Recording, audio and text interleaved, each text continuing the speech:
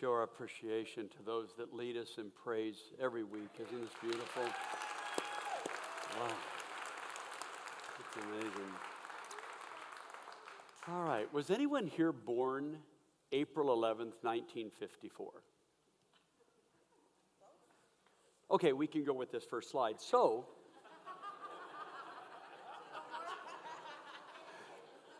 this is actually a true study, okay? So, a guy named William Turnstile Petto, he's trained at the University of Cambridge. He is a scientist. And he came up with this algorithm to try to figure out what was the most boring day in history. And so the way he did it is he wrote this algorithm, and then they entered literally hundreds and hundreds and hundreds of millions of bits of historical information from the 20th century. They ran it through this algorithm to figure out what was the most boring day. They said in history, of course it's 20th century, and it turns out to be this day. Well, that made the news cycle, so people were inviting him on their show and pushing back. Nah, it had to be a very interesting day. The more they studied, they figured out it really was the most boring day in history. No one famous was born. No one famous died. Not much happened. So, then the question was, did anything happen on that day noteworthy? So, of course, serious attempts were made. People culled through newspaper headlines. Other people went through less serious stuff, and a whole field of memes arose. But the question might be a little different. What does a day like that look like in your life? And maybe not the most boring day, but maybe the worst day. What does a day like that look like? And what kind of role does a day like that start to play in our lives?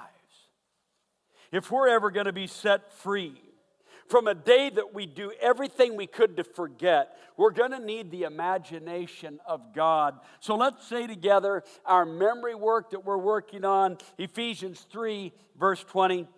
Now to him who was able to do immeasurably more than all we ask or imagine, according to his power that is at work within us. So if we believe that, we can start our study. Now the way we're going to do our study today is we're going to do an in-depth Bible study of John chapter 9. This is one of the 7 documented accounts of Jesus restoring sight to a blind person. Now, every now and then the Bible will say many blind people came to him, but I'm talking about actual instances that are described. The story takes us to someone's best day ever.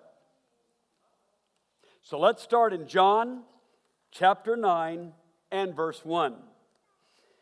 As he went along, he saw a man blind from birth. Now, I want you to consider that if you were in Jesus' day or at the end of kind of the Greek period, the classical age of the Greek power, blind people didn't have best days. They had tolerable days. They had survivable days. Because there was a theology that was wrapped around their experience. Look with me at verse 2. His disciples asked him, Rabbi, who sinned, this man or his parents, that he was born blind? Neither this man nor his parents sinned, said Jesus. This happened, but so that the works of God might be displayed in him, as long as it is day, we must do the works of him who sent me. Night is coming when no one can work. While I'm in the world, I am the light of the world. Now, a traditional reading of this would be that this man was born blind so that decades later, after a life of suffering, Jesus could show up and that this man would somehow shine a light on the glory of God. You can understand that that could create some theological issues for people. Eugene Peterson, the translator of the book, or the Bible we know as the Message, translates this section this way. Walking down the street, Jesus saw a man blind from birth. His disciples asked, Rabbi, who sinned, this man or his parents, causing him to be born blind? Jesus said, you're asking the wrong question. You're looking for someone to blame. There is no such cause-effect here. Look instead for what God can do. We need to be energetically at work for the one who sent me here, working while the sun shines. When night falls, the workday's over. For as long as I am in the world, there's plenty of light. I am the world's light. What Jesus is describing is this. As we walk through life, rather than imagining the stars are against us, the universe is against us, God hates us, what we're recognizing is as we walk through life, we are all encountering things that could qualify as our worst day ever. One of our dear, powerful mentors when we lived in Indiana was a lady named Jeannie Brock, and she said to Susan and I one day, no one gets out of this life without a tragedy. So when we're thinking about this blind man, the way that his society thought of him was not just, oh, there's a man without sight. No, the way they thought of it is, there's a man that's hiding what did this to him. There's a man who either isn't transparent about his sin or his parents aren't transparent about their sin. So think about this for a few moments. If you think about that logic, for every bad thing that happens to you, someone should be able to point to a sin that you committed and make the correlation. Here's the problem. For every good thing that happened, that must mean you're pretty good. Apparently, there's a one-to-one correlation between all the good things that happen. That must mean you've done that many good deeds. All the bad things that happen. That must mean you've done that many bad deeds. How many of you have known someone that did so well, they lived so faithfully, that their tragedies were unexplainable? A good friend of mine who lives in Los Angeles, who we're in contact and we speak nearly every week about theological matters, he said, God and I are struggling, and we have been for some time. I said, tell me about that. He said, I grew up in Cleveland. My 25-year-old cousin was killed by a stray bullet. His aunt was the most godly, God-fearing, loving, kind, serving person I've ever known. I've never got past it. Do you see his problem? She was that good, but it turned out that bad. So it's not just this man's eyesight that has the world down on him. It's a theology that he imagines that if you've had that much bad stuff happen to you, it's nobody's fault but your own. Well, Jesus approaches this differently. After saying this, Jesus spit on the ground. He made some mud with saliva. Then he put it on the man's eyes. Then he said to him, go, wash in the pool of Siloam. That word Siloam means sent. So the man went, he washed, and he went home saying, that qualifies as the best day ever, right? So his neighbors, those who had formerly seen him begging, asked, isn't that the same man that used to sit and beg? Some said he was. Some said it only looks like him. He said, no, it's me. Well, then how were your eyes opened? They asked him. Well, he replied, the man they called Jesus, he made some mud, put it on my eyes, told me to go to Siloam and wash. I did. I washed. Now I can see. What does that qualify as? Best day ever. Well, where is this man? They asked him. I don't know, he replied. Well, they brought him to the Pharisees to the man that had been blind. Well, now the day on which Jesus had made the mud opened the man's eyes. It was a Sabbath. Therefore, the Pharisees also asked him how he received his sight. He put mud on my eyes, the man replied, and for the third time in this chapter I give my testimony. I now see. Best day ever. Well, some of the Pharisees said, well, this man's not from God, for he doesn't keep the Sabbath. Others said, well, how can a sinner perform such a sign? So the people were divided. Then they turned to the man again, the blind man. Well, what do you have to say about him? It was your eyes he opened. The man replied, he's a prophet. Best day ever. Well, they still didn't believe him. Didn't believe he'd been born blind. Didn't believe he'd received sight. Until they sent for the man's parents. "Is this your son?" they asked. "Is this the one that you say was born blind? How is it that he can now see?" So for his parents, this should be best day ever. So for this guy, it ought to be the best day ever. For his mom and dad, it ought to be the best. Should someone throw a party? Come on. How many of you finally got a job and said to someone, "I got the job," and someone says, "Let's celebrate"?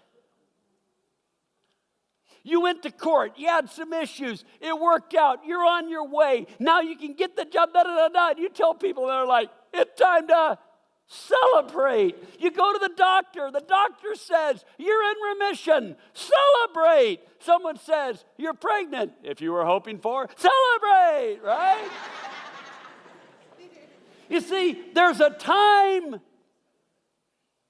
to celebrate. Why is no one celebrating? Why is this the only guy that thinks this is the best day ever? Why is the best day ever turning into an April 11th? Well, we know he is our son, his parents answered, and we know he was born blind, but how he can see or who opened his eyes, we don't know. Ask him. He is of age. He'll speak for himself. Now that seems kind of weird. Why would they say that? Well, John gives us some insight. His parents said this because they were afraid of the Jewish leaders who had already decided and apparently publicized that anyone who acknowledged Jesus was the Messiah would be put out of church, synagogue. That's why his parents said, "He's of age, ask him."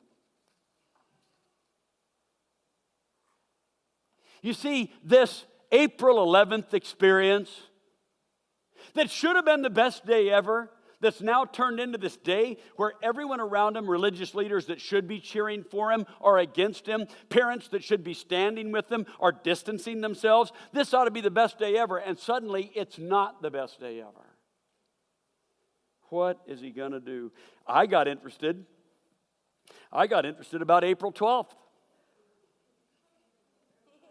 I thought if April 11th was such a loser, maybe April 12th was a better day. Turns out it was. Sam Snead won the Augusta National in an 18-hole playoff. Yeah, best day ever for him. Future Olympian Marvin Johnson, 3-time world light heavyweight champion. He was born that day. And for you musician friends, Rock Around the Clock was recorded that day. I want to think about this a different way. Everybody stand up. Stand up. If you have sleeves, roll them up. If you don't, pretend. All right. Get them rolled up. There we go. You got your sleeves rolled up? What are you doing in your mind? Yeah, you're getting ready for something. Because if this is going to be the best day ever, you got to take it, and so did he. The people around you, the people around him, weren't going to give it to him. If it was going to be the best day ever between him and God, he was going to have to roll up his sleeves, get in there, and work for it. Please be seated. Let's continue our Bible study. The very first decision that man made to make it the best day effort, everyone out loud together, today, fear will not control my faith. What was the problem with his parents? They were scared of the religious leaders. What did he decide? I'd rather be in trouble with you and be able to see than be afraid of you and hide what God has done in my life. I will not be afraid. Well, a second time, they come at him again. They summoned the man who had been blind. Give glory to God, they said, by telling the truth. We know this man is a sinner. He said, you know what? Can you tell he's different now? Whether he's a sinner or not, I don't know. Here's what I do know. I was blind, now I see. Take that to the bank. You all don't like what God is doing in my life, that's on you. I love what God is doing in my life, and I'm not backing off. Number 2 decision he had to make when he rolled up his spiritual sleeves was, today, trials will not control my testimony. You will have trials, you will have tribulations. That's not the only thing going on in your life. You can spend the rest of your life hurting over what someone did to you, but the day that you start thinking about what Christ did for you is the day you'll start healing.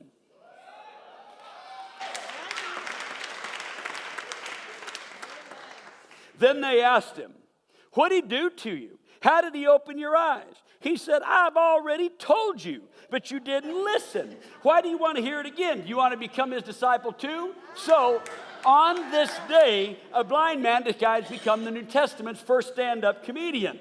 They hurled insults at him. You see how they keep coming at him? You're this fellow's disciple. We're disciples of Moses. We know what God spoke to Moses. This fella, we don't even know where he comes from. He said, well, that would be remarkable. Now that, because he said, here's the thing. You remember, I'm the blind guy. You want me to know where this guy comes from? You don't know. You could see. I couldn't. You ought to know where he came from. You see, the third step this man took was, the lack of vision in others will not steal God's vision for me. Now, I want you to think about that for a moment. These people would rather that this guy stay blind and not upset their world. And these are his religious mentors. You see, what happens here is when a blind man gets healed, it upset their theology. We know why he's blind. He's a sinner, even if he denies it. Well, what do you do now that he can see? Do you flip it and say, well, he must be way more righteous than we thought? He must have been right all along. Nope, they're going to do everything they can to put this guy down. You see, if you're going to give your life to God and you're going to give your life to God's vision for you, if we're going to give our life to God's vision for this church, the end of the day is we've got to decide that if people can't see what God is doing, you won't let it steal your vision. I think about the conversations I've had over the last week of people who have a vision for their life finally. One of my friends was talking to us. He said, I used to be that first guy.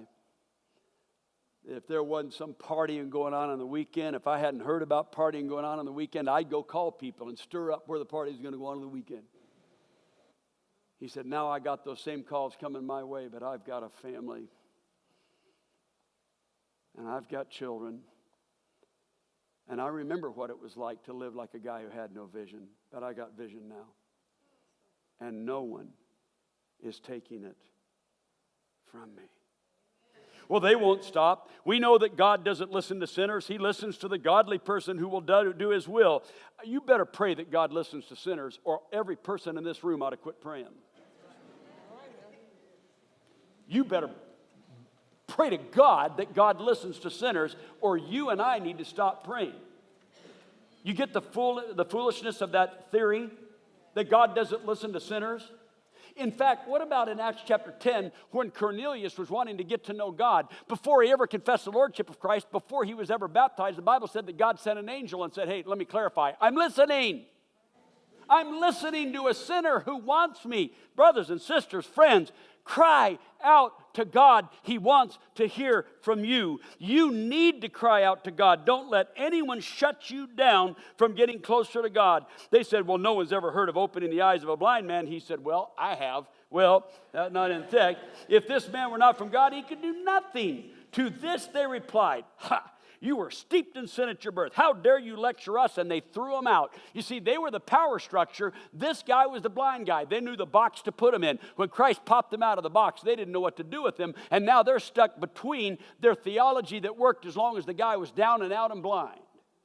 But as soon as Jesus Christ gets into somebody's life and heals them and pulls them up out of that ditch, out of that gutter, out of that box and puts them in a new way, you do realize something new is happening.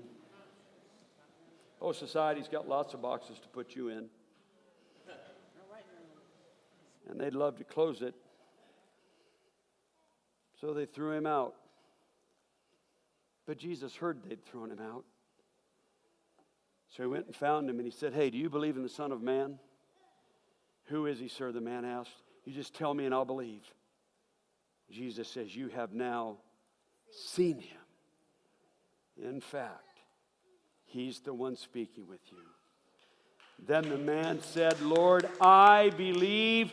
And he worshiped him, because the last decision that man had to roll up his sleeves and make was this: what God has done for me and through me is not all that God has for me.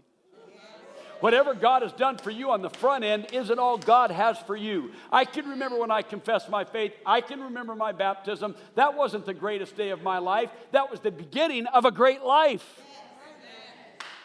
That wasn't the greatest decision I've ever made in my life. That was one of the great decisions I've made in my life. Because choosing to follow him one time isn't going to get you there. You choose to follow Jesus over and over and over and over multiple times every single day. If you wake up in the middle of the night in prayer, you choose to follow Jesus. If you're driving down the road and someone cuts you off and you kind of said a few things that indicated that you thought less than them than you should have, that's the time to pray to Jesus.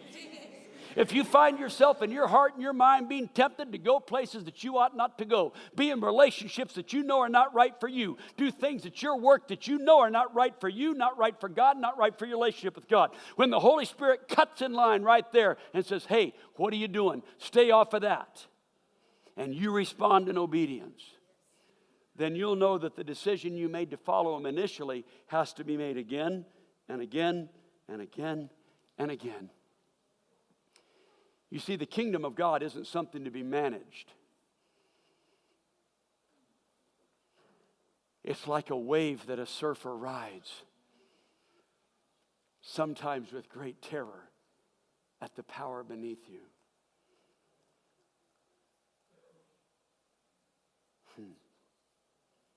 You do realize that not everyone in the story came away seeing.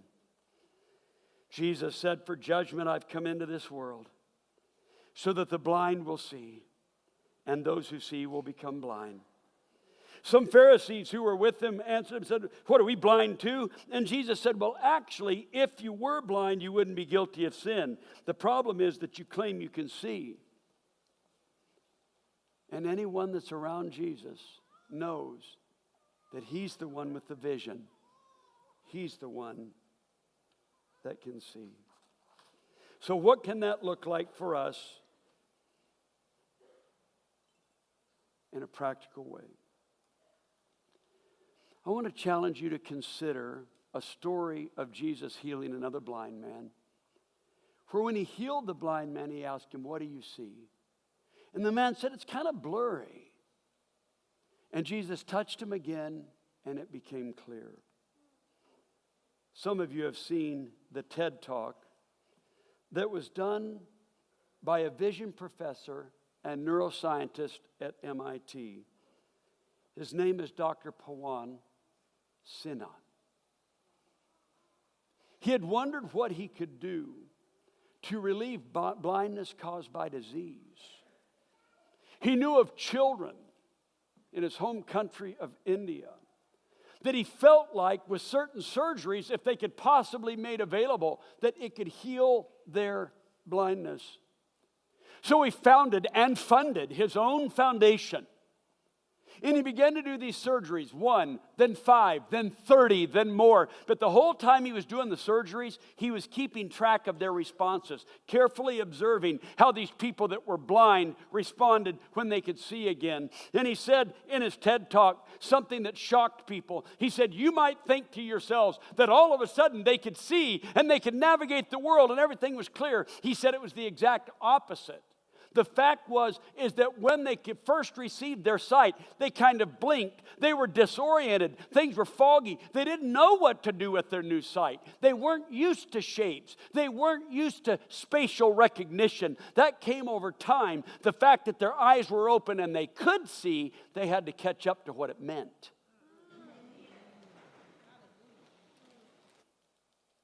You see, when Jesus gives us the gift of sight, we'll spend the rest of our lives growing into what it means.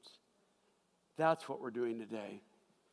The difference between an April 11th in your life, where everything you wish you could forget, and an April 12th, where you win one in overtime, is rolling up your sleeves and deciding that you're not going to let someone take the vision God has given you away from you. Over the past 10 days, over 500 of you have come to our Vision Preview events. Over 500. God is giving this church a vision. It's one I just can't imagine not being a part of. But what's it going to take for us to live into it? We've got 3 commitments we're making. To pray like never before, to serve like never before, and to give like never before. What that looks like on the front end, still a little blurry. But if Jesus is leading, we will follow. So I'm going to ask you today, no matter where you are, in Jesus waking up your spirit to realize he has more for you, more to come. Our shepherds are going to be up on the sides. They'll be there in just a moment. Why are they there? They're there for you to pray with them, to take whatever's going on in your life, the places where you can see and the places that are still foggy. Because sometimes we need someone to walk with us while we're learning to see. If you would like to pray with one of them, we invite you to do that right now as we stand and sing together.